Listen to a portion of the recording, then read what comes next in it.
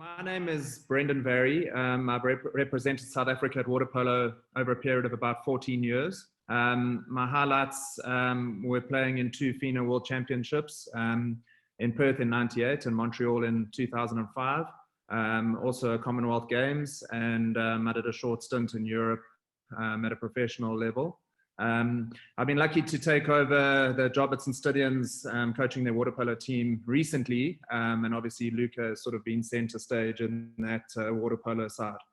So, I think Luca has all the necessary physical attributes to be a player at the top level. He's a really fast swimmer.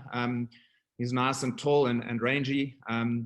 And he's got really solid ball skills and a killer shot. So I think from a physical perspective, he's got all the attributes that are needed. But more importantly than that, he understands the game of water polo really well. And as a result of that, he knows what he's capable of in the water polo pool. So he doesn't get himself into a position where he tries too hard or overdoes things.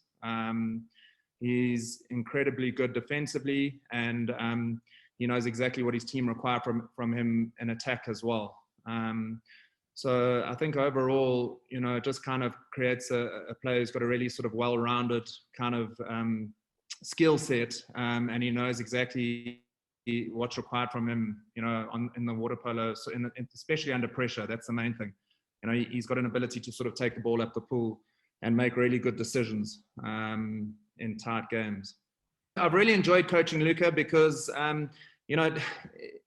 any player can stand out when you're not under pressure and you're playing in an easy game. But when the team has its back against the wall, you can just see he's one of those kids that wants to be involved, and he never wants to be subbed out. He really gets disappointed if you take him out for a rest. So he's a great player to have in your side. And when the chips are down, you can see he really wants to be involved and in the mix. I've obviously been involved in South African water polo for a long time, and looking at Luca, I honestly believe that if he gets to play at a really competitive level after school, I have no doubt that he can play the game at the highest level at international, in an international level. And if he continues and obviously doesn't lose his love for the game, I think that's the most important thing. I have absolutely no doubt he'll end up being possibly one of the best, or if not the best, water polo player South Africa's ever produced. Just got to keep his love for the game and keep his hunger for the game, and everything comes from there. If the desire is there, he's got absolutely everything. There's nothing that's missing. He just needs to keep that hunger and just keep pushing himself. As I say, I think his future is incredibly bright.